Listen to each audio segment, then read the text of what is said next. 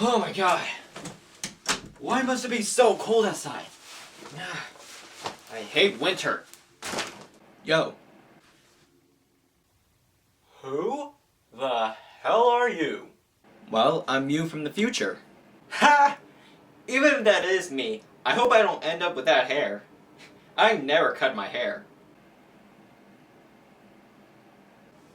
Oh, no, no, no, no, no, no, no, no, no, no, no.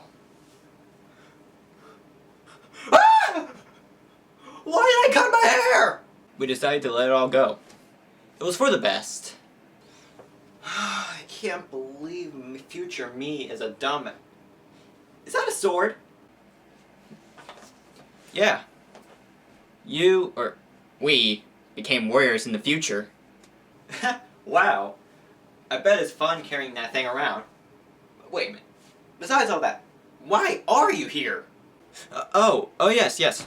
I came all the way back to present time for you to do something that I should have done many years ago. Okay, what would that be? I want you to review this game right here. Doesn't seem that bad. It actually looks really fun. Yeah, that's not what I thought when I first played it. Wait a minute. Why wouldn't you review it yourself? Then it will alter the future beyond my future. Wait. What? Wait, what? Look, it's some weird Back to the Future shit. Just review the game. Alright. But, you're gonna have to get out of my chair. This is my review chair, after all. I mean, it's considered our chair, but, okay, fine. That's better. Anyway, I should probably get this review out of the way. I'm pretty sure I was everyone else because I never knew that this game existed, or that Namco created a game like this. I mean, yeah, you'll be seeing light gun arcade games, but you hardly ever see Namco make first-person action games. Yeah, emphasis on action. Breakdown is a unique kind of game that blends first-person shooter with first-person melee combat, which is something you don't often see in games. My guess is that Namco were trying to compete with other games around 2004 like Halo 2, Doom 3, Metal Gear Solid 3, and probably even Metroid Prime 2, which those games happen to be shooters. But we'll never know. Unlike other first-person action games I've played, you rely on having to use your fists whenever you're out of ammo, or you're unable to use them. And you'll be seeing lots of strange things in this game. Oh, and cats too. Yeah, this cat right here is relevant to the plot. But yeah, that just seems about it with how I want to start out. Nothing really more to add, so let's get started with the storyline. Oh, and I actually don't have the original Xbox console on me to play it on, so I am using my trusty Xbox One S to help me out. What? You think I would just fake my gameplay? Review? Oh, right, sorry. Me personally like the story. It actually reminds me of sci-fi action films I've seen before.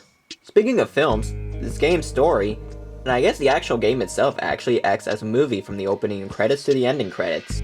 Breakdown takes a first-person narrative of Derek Cole, a former soldier who is a test subject to an organization that receives amnesia from getting injected with Talongen, which is something that is used to give him superpowers with the same abilities as Talon, the enemies that you will basically fight throughout the entire game, with the exception of some soldiers.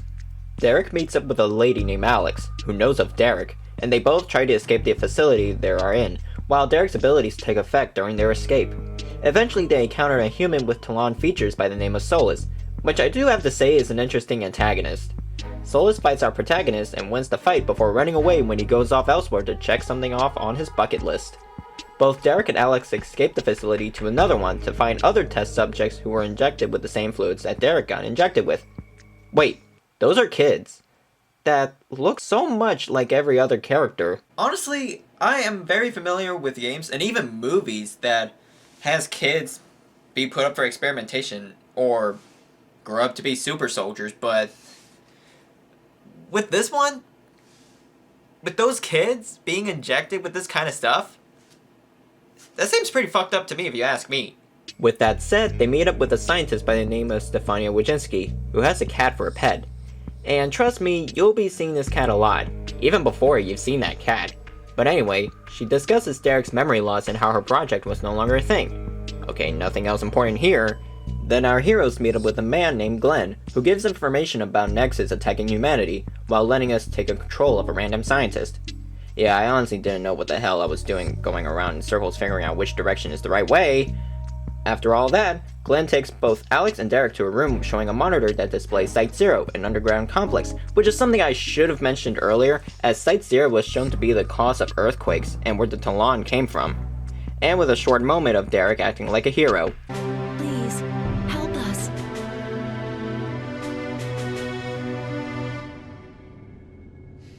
Leave it to me. Thank you. I knew we could count on you, Derek. Thank you. No need for more applause. Alright, keep it coming. Hey, how you doing today? And with that, Glenn gives Derek an injection that results in him earning the ability to use a one-handed Kamehameha and an incredibly powerful Sparta jump kick. Afterwards, they begin heading for Site Zero by taking an elevator until it stops and the lights go out. Derek finds a way out, but the elevator drops with Alex inside, resulting in them in getting separated again. After fighting many Talon creatures and new types of enemies, Derek meets up with UMSC soldiers carrying futuristic weapons and Gianni, the lieutenant of the group. I'm First Lieutenant Gianni DeLuca. Just call me Gianni. After their encounter, Derek defeats the other soldiers in a weird mineshaft area, gains the ability to use the Force, gets hallucinations of fighting Alex in Talon form, which turns out to be weird variations of Talon, then gets a creepy-ass encounter from Solus attempting to stop Derek from entering Site Zero. Object. Human. Hypothesis. Okay, this part of the game legit made me nervous because Solus will be chasing you down while you turn the valves. And it made me even more nervous because I would never know if he is behind me ready to attack or next to me when I turn a valve. And he hits hard, so you best keep moving while using the traps to slow him down. So, after escaping from him and traversing into the sewers and fighting a chopper, Derek and Alex reunite with each other with a close call encounter with gunfighters. And we get back to using the minecarts to find diamonds to make a sword, then encounter more skeletons along the way guarding treasure, which is actually the entrance to Site Zero. And with that, our heroes have entered the world of Halo and used the Warthog to make traveling faster. After that, they meet up with Gianni, and we learn that the Talon are planning to go all over Earth, and that Stefania stole research data from them. Then Alex becomes the damsel in distress and gets kidnapped by Solus. After making his way to where he needed to be, Stefania turns the data over to the military and gets pushed off the platform by them. Oh, gosh, that's harsh. Conversations here and there, fighting going on, Derek delves deeper into Site Zero for a very long time, more fights, yada yada yada, before finally meeting up with Captain Price and his crew bleeding out, thus ending the Call of Duty franchise with multiple rockets coming out of the tower, resulting in many Talon monsters across the globe. Derek eventually finds Alex but gets caught by the muscular and shirtless version of Sephiroth without his sword and they both fight. But that ended up Derek losing the fight and Alex dead. But not before we see that damn cat again and wake up from the Matrix and get a nice conversation from a scientist right before they get attacked. Then we learn that what we witnessed in this adventure was actually all a dream, but as well as what happened in the past. This part was actually something that confused me for a while. I mean, was it the past within a dream, or was it all a dream about the past? I know, it's very confusing. After exploring the area more, he meets up with Alex, who actually doesn't know much about Derek like before. It's me! What's that supposed to mean?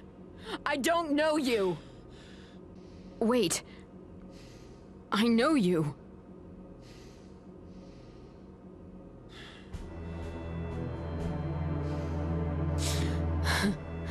I'm Alex. You're Derek Cole, right? I heard about you. But even though they had that awkward encounter, they knew they had a job to do and find Glenn near death.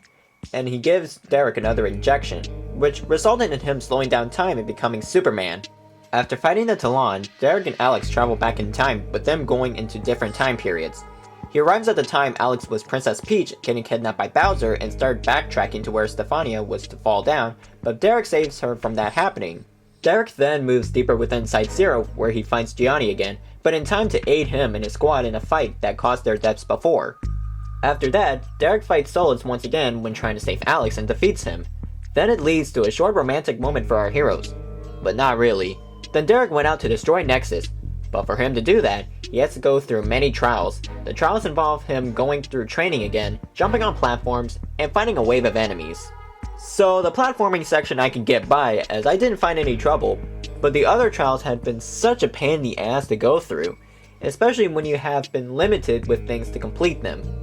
But yeah, after completing those, Derek destroys Nexus and escapes Site Zero with every main character we met on this journey. Well, not including Glenn, in a helicopter. But not until Alex is ready to be brought back to the future, as it has changed. The players can actually pick the option to not go with her or go with her. With this purpose, I chose the canon ending where Derek goes back to the future with Alex to save it. Then, we get to what I think is the best way to end the story. You get pulled into the future. You can't be serious. You plan on saving our world too? That's impossible. But maybe you can, Derek.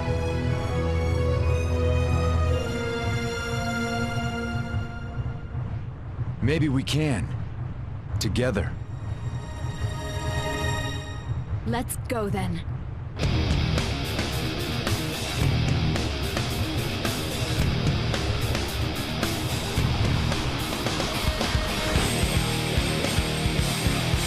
Okay, aside from it acting like a movie, they had that song by Just Company play! Like, how awesome is that?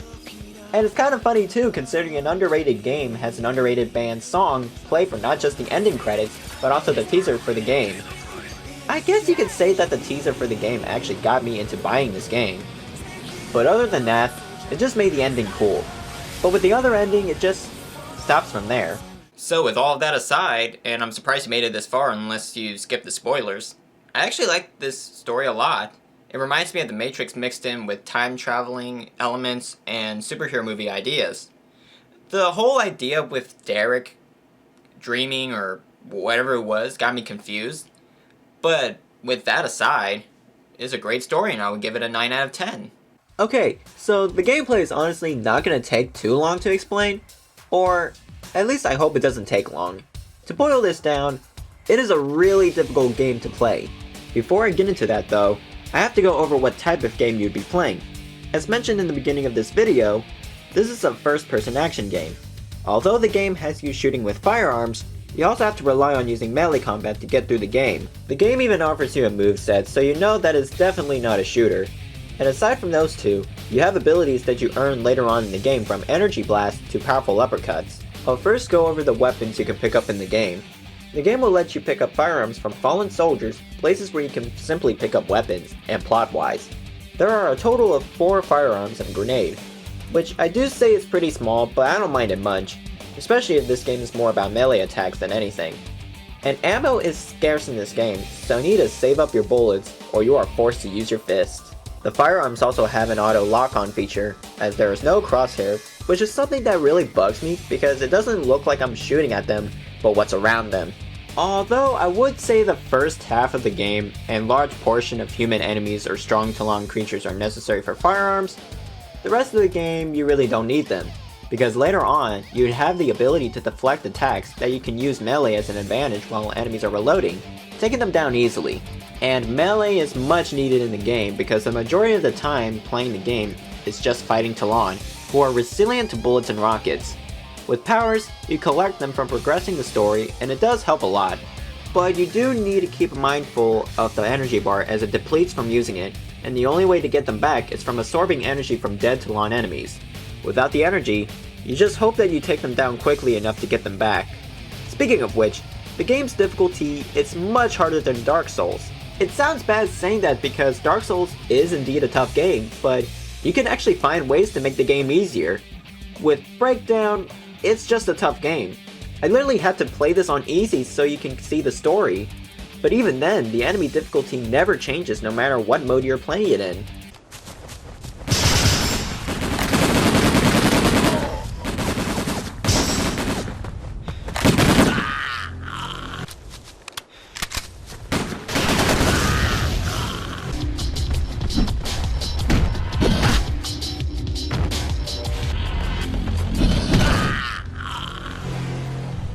I don't know what made Namco decide on making a game this difficult. I cannot tell you how many times I've died on my first time playing it. The enemies will show no mercy against you. When you are low on health, another way to restore health other than draining energy is to find food laying around. That's right, you eat one chocolate bar, a burger, and drink soda to regain health. Logic! I don't know how much longer I can last. Take this, stranger. Give me that.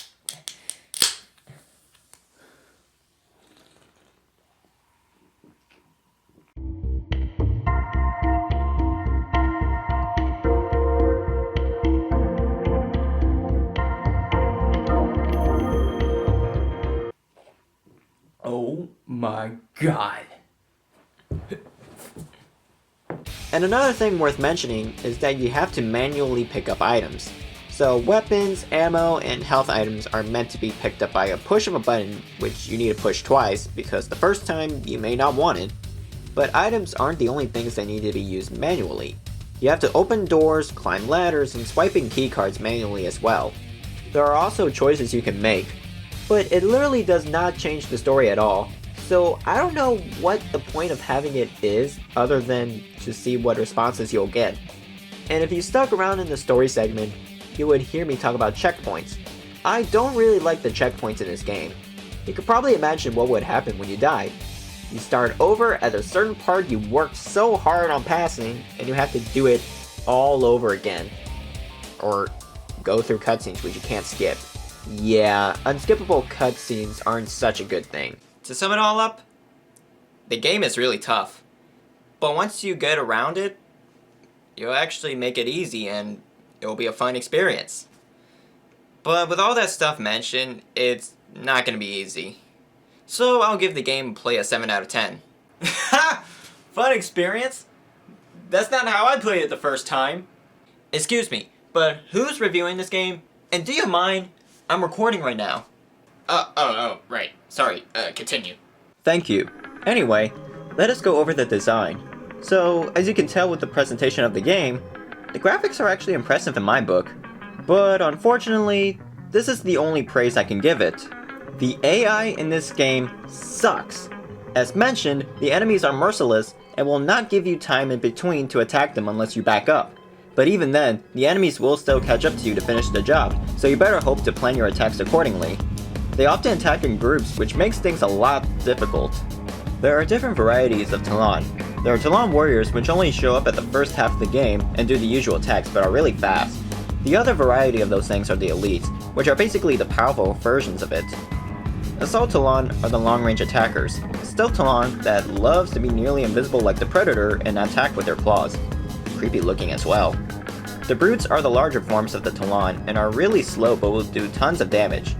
Then you get, whatever the hell those things are. I may not like the enemies I've mentioned earlier, but those things are awful. They make you waste your bullets, so they would miss them as they are small targets. So a way to get rid of them is just use grenades when they are close to each other. But yeah, all those enemies do take chunks of your health, especially in groups. This goes for the human enemies too. The barrage of bullets fired at you take good bits of your health, so you need to take cover and hope that you do not have low health. But the enemy AI is not the only problem. It's also Alex. It may seem that she will help fight the enemies, but it's not enough for her to take them down. And a thing worth mentioning about her is that if you attack her, whether purposely or accidentally, the game will end because she thought she trusted you. Another thing to bring up about the design is the level layout. I wasn't a fan of the levels I go through. It would either be too large for me to figure out where I'm going, it will be a maze, or I end up being in a room full of enemies with no chance of fighting unless I'm lucky enough. It even sucks when you have to look for the items needed to progress the story. So if you miss a battery on the way over, you gotta look for it by backtracking. I always hated backtracking. Another thing there is in the game are bugs, but they're not really a problem. I only encountered one bug and that is it.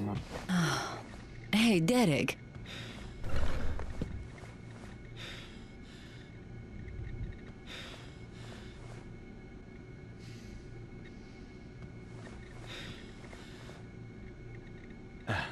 I remember an angel on the ceiling. Definitely bug-free, I would say. The last thing to bring up is that after beating Solus the first time, and you wake up from past dream or something, the bars are gone. Honestly, it was a pain because it does not tell you how low your health is other than the red pulse around the screen. Yeah, so there's really not much to say, so I'll give the design a 6 out of 10. I would have given it a lower score, but the gameplay did distract me from those flaws. Okay, let us get this out of the way. I love the music. And no, not just because Take It All plays in the ending. It's the music that plays throughout the game. I actually like it a lot, whether it be exploring a new area or a cutscene happening. It's nice. Actually, I do have to agree to that. The music is actually really enjoyable to listen to. When I first played it, it actually made me feel immersed into the game. Oh, nice job for pointing that out. Thank you. But I do feel like you need to go through the voice acting. Oh yeah, let me get to that. So the voice acting in this game is pretty solid. It's not bad, but it's not good either. I feel that the only good voices I get out of it were Alex and Gianni. I wasn't really a fan of Derek's because it felt forced, especially when you pick a dialogue option for him. Who are you? You really don't know, do you? Don't you know who she is? No, I do not. She doesn't work for this research center. I came to save you. Yeah, I don't know about this guy. With Alex's voice, she would repeat the same lines whenever you are far away from her. Don't worry, she catches up really quickly, but it's pretty funny hearing her wanting you to slow down. But I think it makes it funny that when the characters talk to you, especially Alex, and you decide to wander off places, they would give funny responses. What? You got something better to do? This is the Botanical Research Facility. Perfect. Are you paying attention? Yep. Didn't take long for me to explain it, so I'll give the soundtrack an 8 out of 10. So, future me, any thoughts about what I said or the game itself? Well, I do pretty much agree with most of what you said. Yeah, the game gets very frustrating at times, but once you get around the game's difficulty, you actually have a lot of fun time with it. And you actually go through the levels with ease, even if there are very difficult sections of the game. Pretty much. And I do think through all those flaws mentioned in the game, it's actually a really fun game to play, and it should really get more attention. It's one of those hidden Xbox gems that you can find at your local store that sells all types of games, or online for a cheap or at least a moderate price. And it's backwards compatible with the Xbox One. So if you happen to find this game and you have it, go put that disc in and have it a go. The final score is a 30 out of 40. This has got to be the highest score I have given in any video. That's how good this game is. Wow, it actually went really well. Couldn't have done it better myself. I mean, I don't know about all of that. Oh, shoot. I must go back to the future. Oh, I was hoping that we would have time to hang out, but gotta do what you gotta do, right? Hey, before I go, I want you to have this. Future me, I don't know what to say. No need to. Well, take care, present me. What would future me do with a sword like this other than for fighting?